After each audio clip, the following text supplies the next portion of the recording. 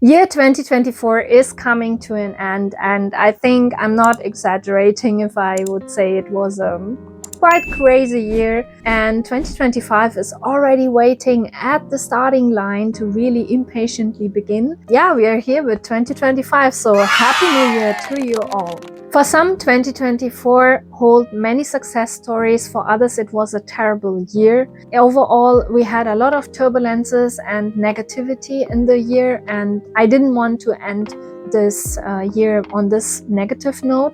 So I wanted to make a wholesome, overall positive video so we can drag the positive energy into the new year. And maybe you have questions such as, Tani, how was your year? What did you learn maybe that I can take away from it? So I thought, why not making this video?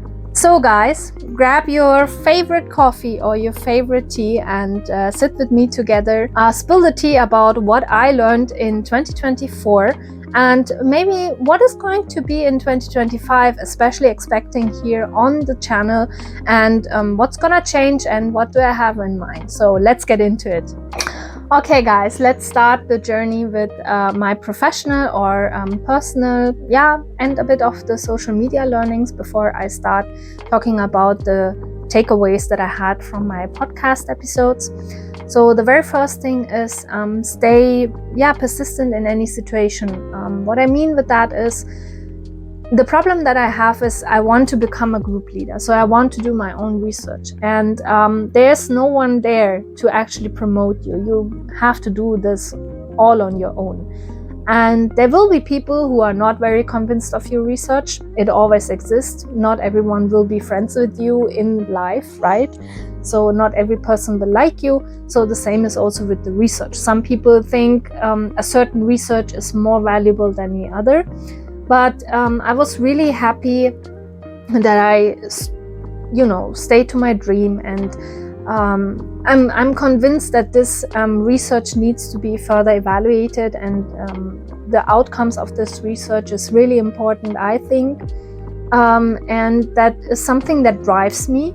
And so I had the feeling I need to stay consistent, and I was consistently pushing it and applying for grants, and also got my first grant it's a small grant but not like a big thing, but still for someone who is doing research, it's a huge step forward, because finally you get a bit of recognition that your research might be relevant.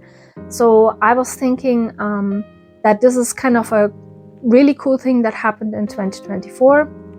And the next point, this is already following it. So follow your dreams, follow your inner voice. And this inner voice was actually already there when I was doing my PhD, because it was a side hustle project that I started completely on my own. So my PI back then was not very supportive, and I reached out to people who were working in that field, and I really had a great time, and they were really positive, and I had the feeling, that's the way to go, and I really want to go deeper into this research. And I think I have the necessary methods that I need to actually get this running. So the new year will be very exciting for me, and I also convinced some additional partners to join, which is for me like huge, but I cannot talk about it. It's a bit confidential here. But maybe if it's official and I can share some insights, I would be happy to share that with you. The next point that I have is my self-confidence. And last year was, so 2024 was really, I had a huge development in my self-confidence. So when I was looking at 2023, I had a lot to do. So I was doing much journaling to get out everything that was not really positive, and let's say clean my inner self from negative thoughts and that I cannot do things. And also with social media and providing content, it was not that really easy for me. And I learned a lot, but still, I'm at the beginning. It's not like that I know everything. And the self-confidence not only came from, going out, doing my research, but also, making these events for, I had this little event made for preventive medicine, which was really interesting. So medical professionals and actually people who are doing basic sciences in the context of a certain disease was really interesting for me, because I think if we start to think about all the diseases that we have, maybe we researchers should take a step back and think of what do we find out in the long run in each of the diseases. And these findings could also help people who are making guidelines for preventive medicine to shape new kind of guidelines how we can prevent certain diseases. Then, of course, I was really happy to meet a content creator back then, and it was kind of nice to see what he already achieved. Then also I went to one of the biggest science communication conferences, I would say, that exists in Germany, and these 3 days in Berlin, they were completely crazy. Like, I met so many people. So hi guys, if you're watching. I was totally done. These 3 days really drained my social battery, not because I met so many because I met many people, and since I'm an introvert, for me it's really a bit of a stretch, going out, meeting, like, I don't know how many people we were, but it felt like millions. But in the end, it were, I think, 700 people or something. So it was a lot, and I learned many important skills, what's required for science communication, and also meeting other science communicators, how they do science communication. And I realized, it's a good thing that we scientists do that. So most of the time, science communication is done by journalists or people who left science, but many people were very cheerful and respecting me for doing science communication aside my work. And one of my biggest goals for 2025 is, and that just recently came up, I do want to show that doing science or doing research in a full-time job is going hand in hand with science communication outside. You have to imagine right now, it's really difficult to combine both of these, let's say, careers or these two passions. When you are in a full-time position as a scientist, 24/7, you're kind of thinking about your work, what to do, writing papers, writing grants, and having time for science communication, especially in the way that I'm doing, because I really want to make it good. I want that it has a top-notch quality from the very beginning. And I do see that I fail sometimes, but still I'm giving really my best. But at least when you click on a video or on a podcast, that you know that this is really the highest quality that I can deliver for that moment. Of course, I'm learning, but still that I know what I'm doing is 100%. And even after 10 years doing this, I would still be 100% behind one of the videos without having the fear that it may be a misinformation in there, or trying to get this on the best quality that is possible. And I'm trying to also learn how to make it a bit more cheerful or joyful with some jokes. But it's not easy for me, I have to say. Being an introvert and not consuming a lot of social media is, I think, one of the drawbacks that I have, that I don't know what people might be liking. I don't know. So yeah, I'm trying that in the end, that my career can be combined with science communication, and that both of their works speak for themselves.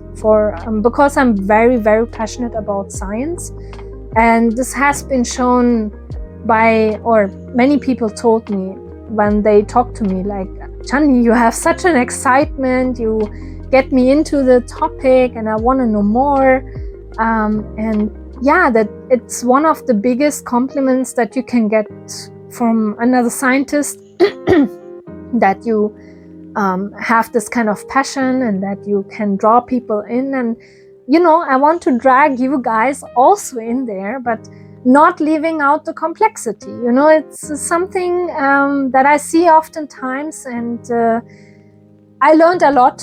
I had the great opportunity to also work and had a collaboration on YouTube already with a bigger content creator, and so Joseph, if you are watching, thank you very much. So his feedback was really, really important, because he told me, Chani, it's really cool that you know a lot and that you're immersed in all these topics, but it's too much for the people, especially for my audience. And I was like, why? I already broke it down so much. But in the end, I realized that a general public, scientists, and medical professionals, of course, they all have a different background. But I thought if I would explain it in such a way for scientists and medical professionals, even a bit more broken down, it would help the general public to understand. But in the end, it's not true. It's you have to go even 1 or 2 layers below that, because certain,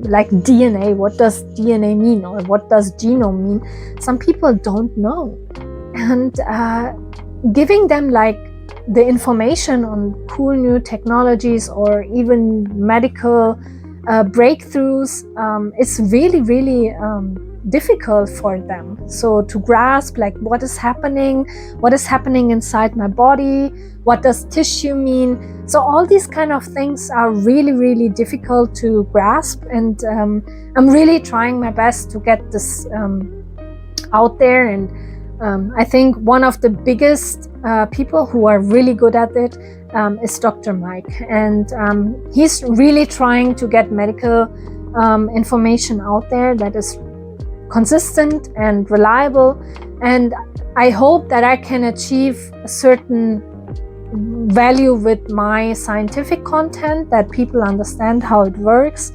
but not leaving the complexity aside. And that is something that I also learned during the science communication conference, that we should include fact-checking, but also appreciate the complexity of a problem. And I think that is a huge problem that we have, because we need to break it down so much, we lose the complexity. And sometimes people think they want to have one answer, and this one answer is sometimes not correct in the sense. So I want to cite another science communicator from Austria, so Martin Moda. He said it really well. Science communication is watering it down before it gets wrong. So science communication should have the ability to break it down in such a way that you understand it, but not in such a way that you lose information and therefore it's incorrect in the science. And finding this nuance is really difficult for me, because I always think like every fact, every little information is super important. But in the end, what counts is actually that you deliver the value of a certain information and the correctness, let's say. And I'm still trying to figure out how to do this. Something on the personal side, I was the first time on a podcast as a guest. So not doing my own podcast, so doing a podcast as a guest, and that was really cool.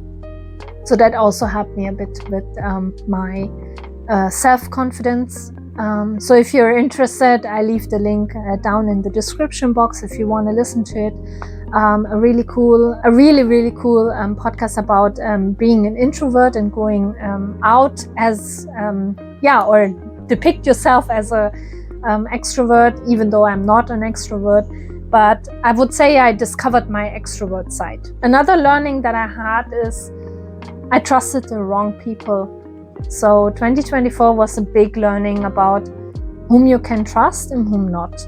It's something that I'm still dealing with it. It's not completely gone, but I was very naive when I thought that I would meet on social media people who would really like to support each other and support me in my work, what I do. And I would do, of course, likewise. But social media, or in that sense, people proved me wrong that this kind of community only exists in very few people. So it's not really something that is practiced. I'm very fortunate that I met some of the great people and still in contact with them, also did some podcasts, and I'm very grateful for their support. But others that I met that are also kind of big in the social media game, I would say even betrayed me.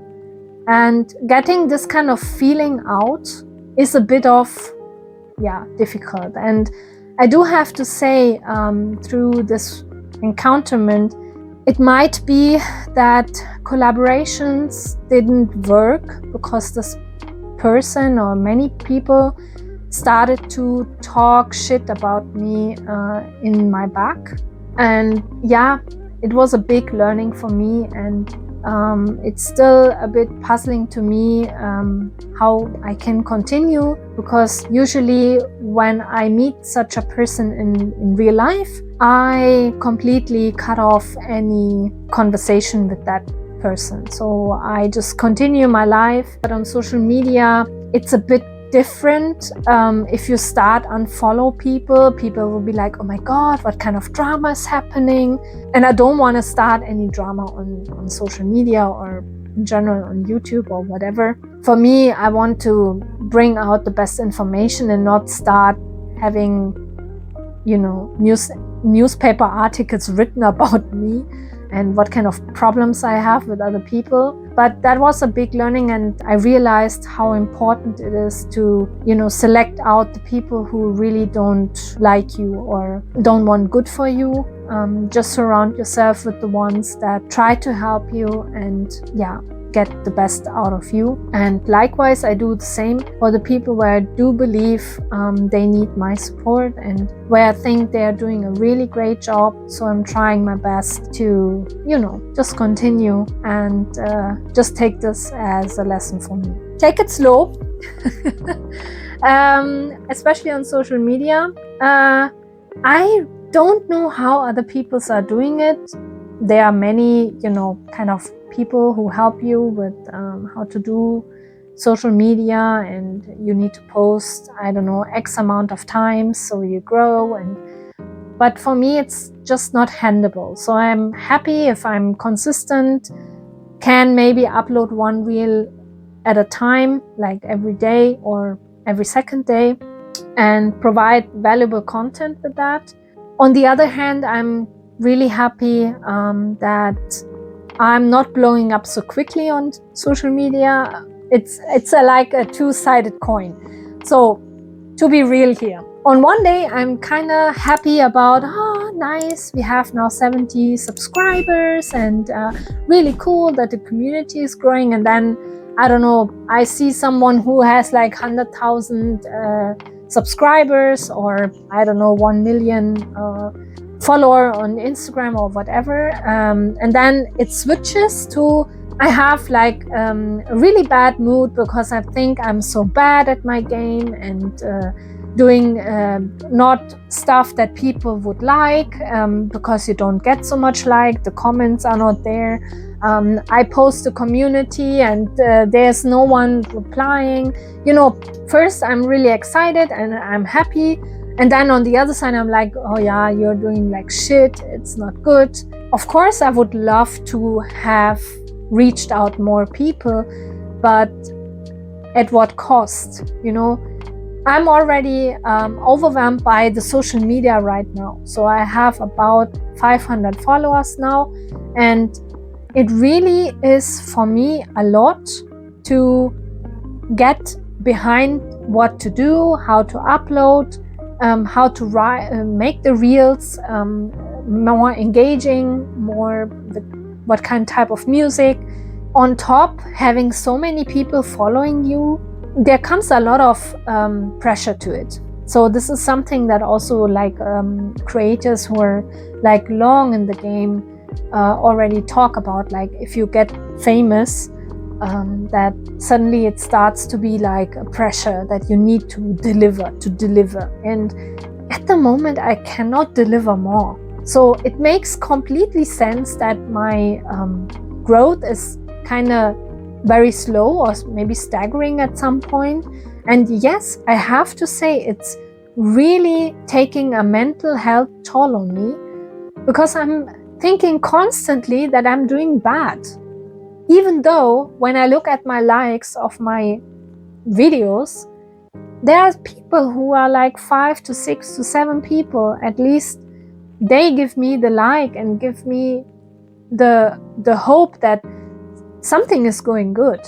But still, taking social media very serious is something that is still not internalized in me, because I'm having so many issues with that. So I'm happy that I'm taking it slow, and I hope that the information that I deliver, and I really, trust me, I'm really trying to get things done in such a way that you guys enjoy it. But I have no idea, really, I have no idea what works. So it makes sense maybe to start slow and then grow over the time, because Daily Dose of Honest Science, as I mentioned in many other videos, it's a long-term project. It's like a marathon. So I really try my best to make the best possible content for you. Importantly, also go and find like-minded people like you, so it's easier for you to also make content and learn from each other. So guys, these were some of my personal learnings,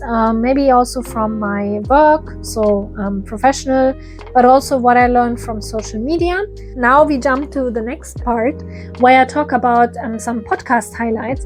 But if you're not so interested in the podcast highlights itself, you can jump now to the next one, to timestamp, where I talk about my goals for 2025, what you can expect from this channel, and my wishes for 2025. And the very first one is with my sister. So exactly 1 year ago, I had a lovely episode with my sister, and so the learning there was complex things to make it understandable is really hard. And for someone who is not consuming social media like me, it is hard to make content. And my sister is much better in that, because she's consuming a bit more social media than me. So she is the one telling me sometimes what to film, how to film, making it a bit easier for me. Then we had a journal club with a really dear friend of mine who's a neurobiologist, so Corinna Haupt.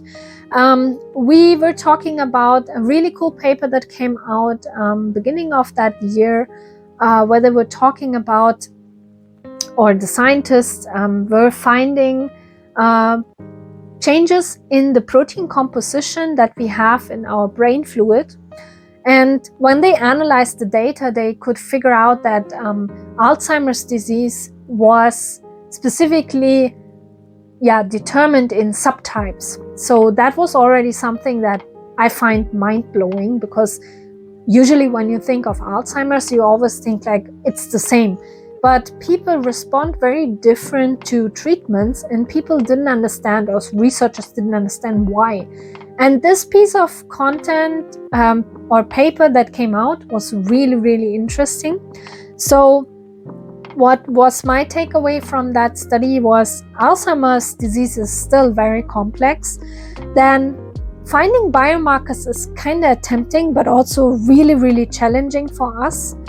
And finding out that Alzheimer's can be distinguished in subtypes might help actually to get more personalized medicine for the patients, because there were some of the very interesting subtypes, they responded to different treatments or might respond to different treatments better. So if you maybe know what kind of subtype you are, or I mean in future, then it might help to get your personalized medicine out there.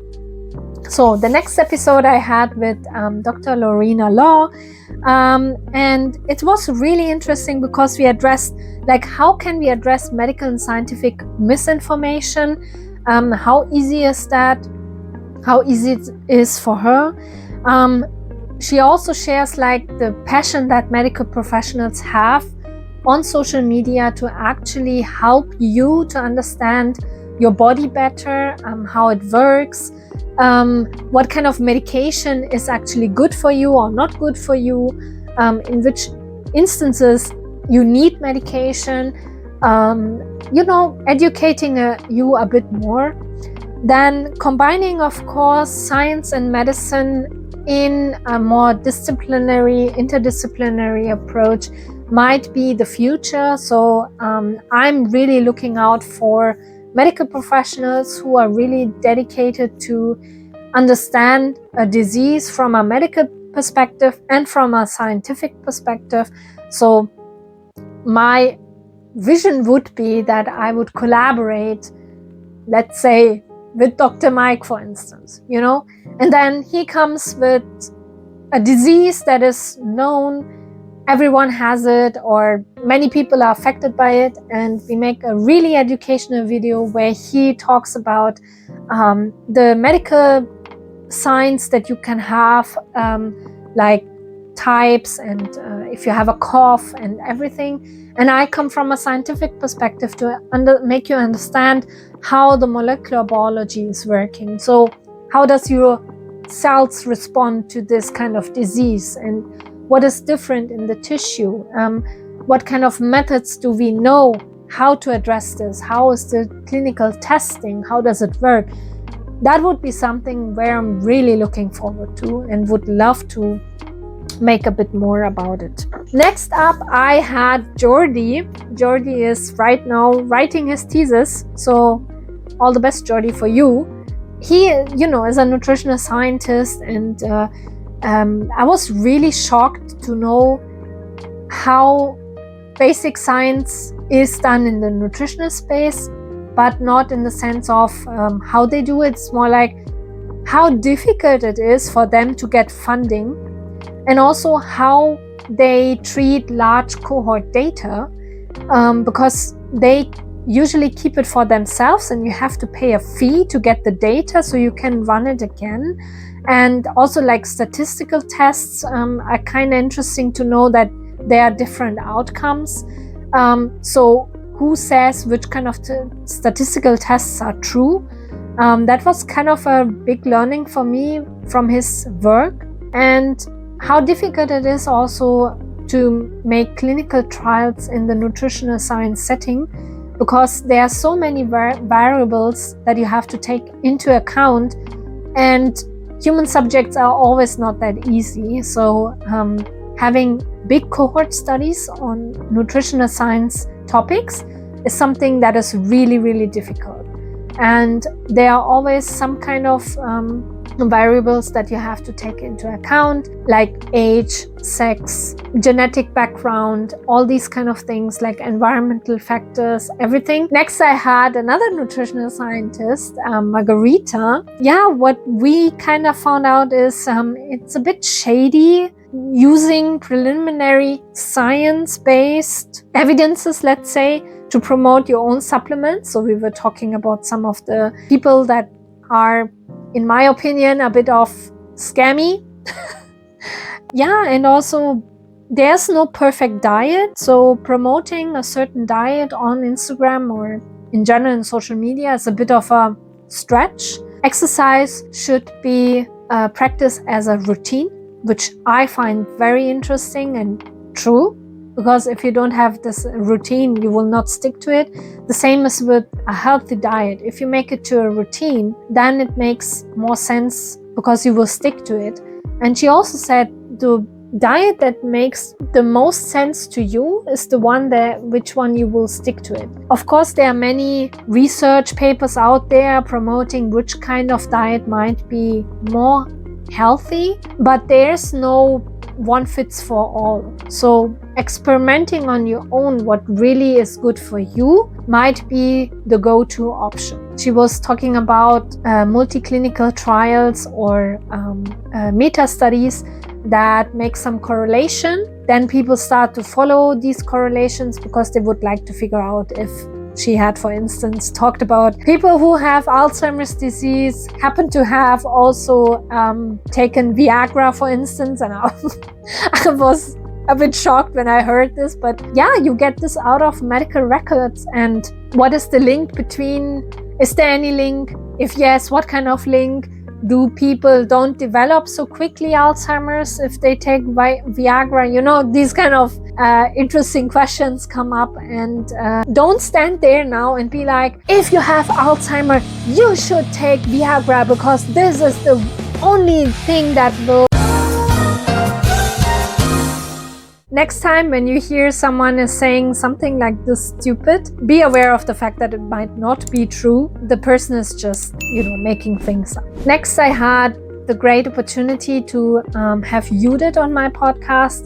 She is the postdoc coordinator of the German Postdoc Network. For me, it was important to also highlight a bit the behind the scenes of science, how science is conducted, what are the working conditions. Because usually when we talk about science, we talk about the success stories that we have, but no one is really talking about behind the scenes, how we have to work, what are the working conditions, because we don't have a lot of permanent positions. To get to a permanent position, usually it requires that you want to become a professor. The question is, do we all want to become professors? Some of us know. I can only speak for Germany. I cannot speak for any other country.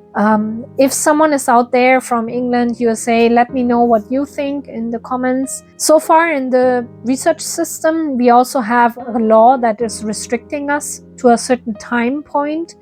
And if you exceed this time point, in this case right now it's 12 years. So if you don't manage within 12 years to get to a professorship, you basically are out of the system. You cannot return back. The German Postdoc Network is like a new kind of, let's say, institution in whole Germany that really takes care. It's really nice to see that there's an organization now taking care of our concerns, trying to give us the value that we are still missing. Many people joined the German Postdoc Network, and I was so happy to provide her a platform also on the international stage, because I think it's also important to connect overall in the whole world. So if someone is out there doing also like a postdoc network on a national basis, I would be really happy that you share or connect with Judith and her colleague.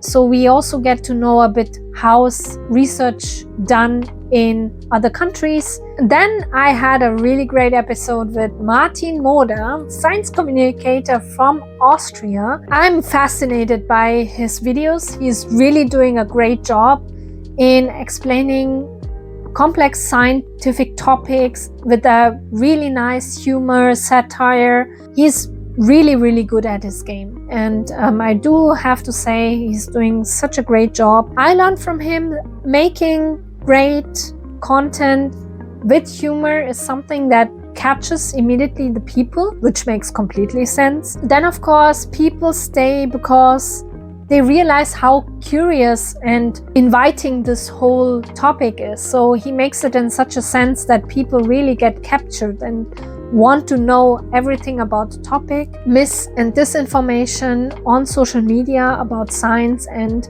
medical information keeps on rising because people use outrageous content or outrageous title, misleading titles to grab the attention of the person. You sharing it with other people makes it even worse because you become the part of the problem. Maybe an advice for you: before you share any kind of medical or scientific information that is very, made to appeal the audience, first of all, try to get to the source. Try if this guy or this woman is really credible what they are doing. Check beforehand what kind of content did they post. Is it genuine content or not? Another good thing that I really liked is applying the principle of inoculation. So inoculation means that you reach the people already with the good information before the bad information reaches them. Whenever I post something, I hope that this good information already gives you against the misinformation. Try to get good information from reliable sources, and then if you get in touch with misinformation or disinformation, you can be equipped and say what they say is not true. Next, we had a structural biologist. His name is Leo. And Leo was telling us everything that is fascinating about the proteins in our cell, what makes a protein, why do we need to know how it is formed so it can actually do its task in the cell. So all these kind of things were really important. But I also found in general the multi-omic studies that we were talking about. So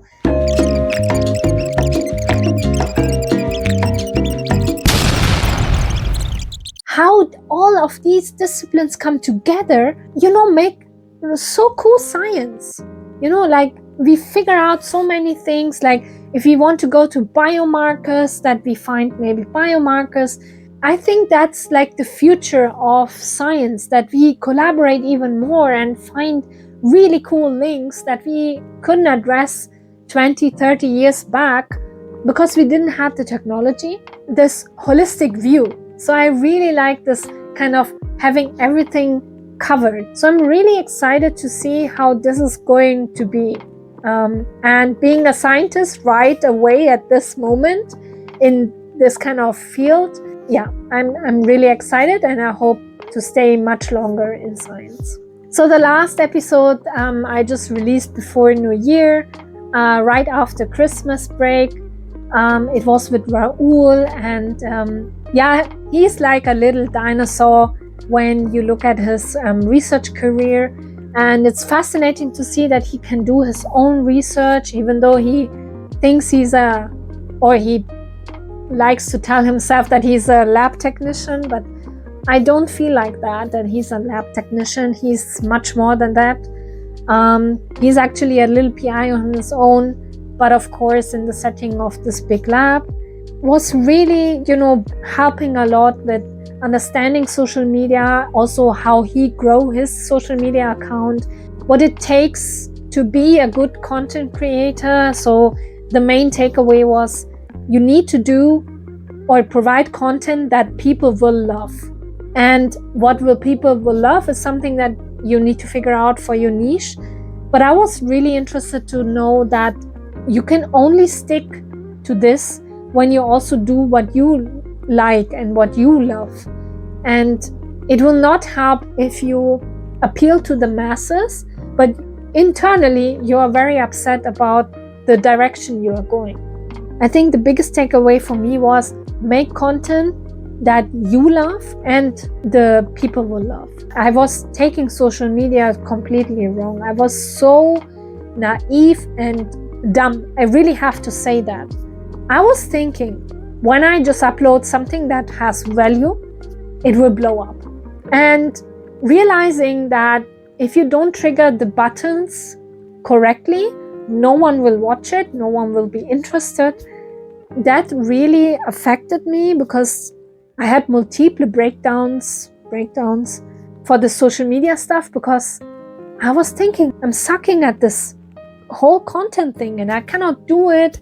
Talking to some of the people, I realized I just need to continue and improve myself, try new things, but never give up yourself. That's the most important one.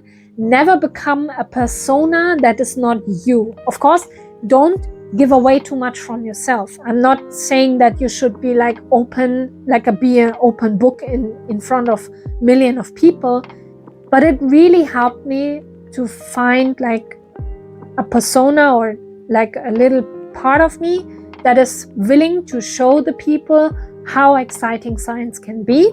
This year was kind of crazy when it comes to podcasting.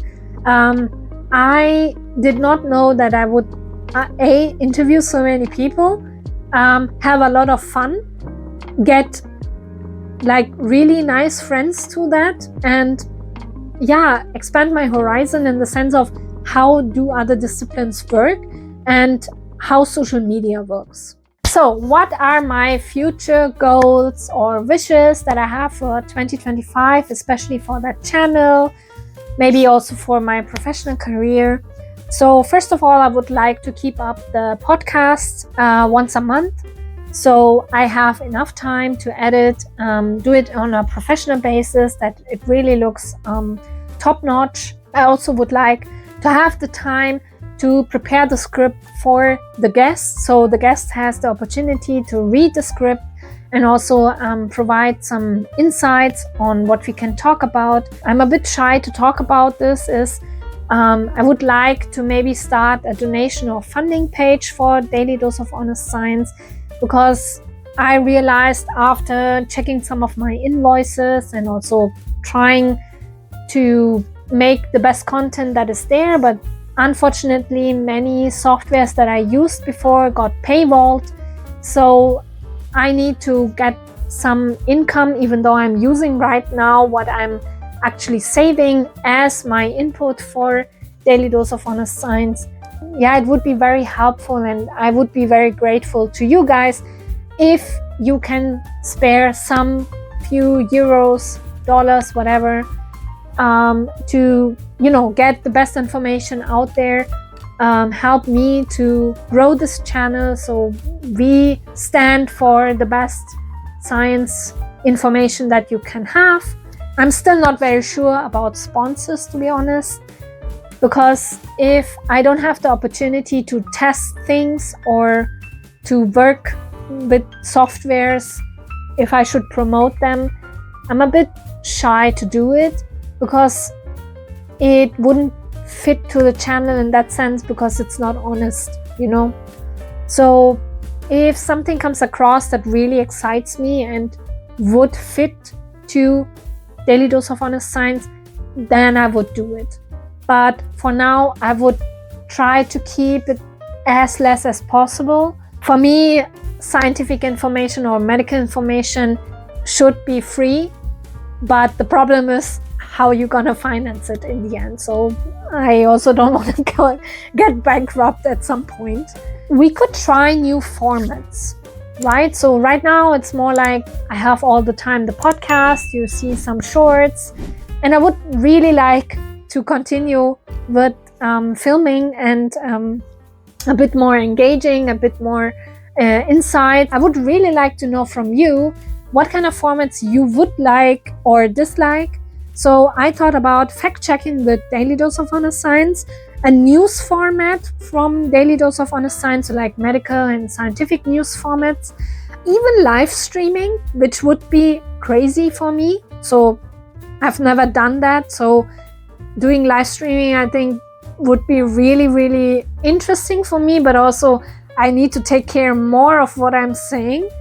But something like we have an overall topic and we talk to each other, and then, I don't know, I find 2 or 3 papers that I can show you, and we discuss in the chat how this is working. Maybe that would be something. I was thinking to make also like short explanation videos on certain scientific medical breakthroughs, maybe little ones that we had. So for instance, I had one where a certain condition called familial hypercholesterolemia, which means that these people have a genetic mutation, that they have really high levels of LDL in their bloodstream all the time because there's a certain mechanism not working. And this clinical trial uses this CRISPR approach to knock out this protein that is there. So I was thinking maybe something that on a very low level to explain you a bit more the insights on how it works, but not make it too complicated anymore. Funny content, so I don't know if you would be interested in something like scientific fails that I had, or experiments that didn't work, or what kind of stuff would you like to hear, or scientific fails from other people.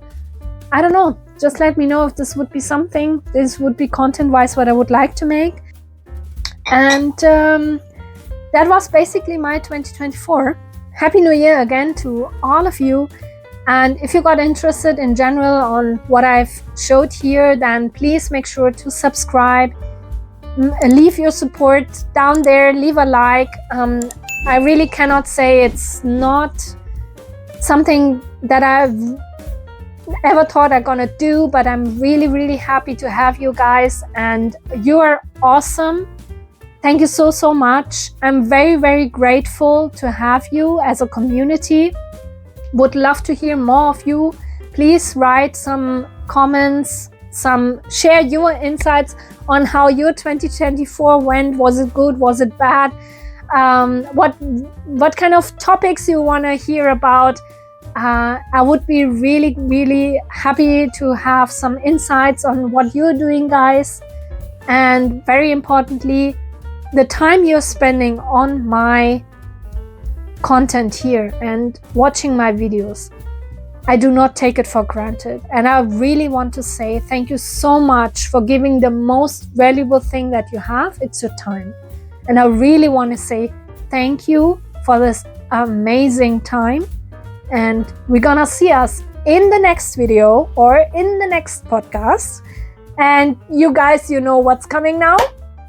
Let a little dose of honest science in your life and brighten up your day.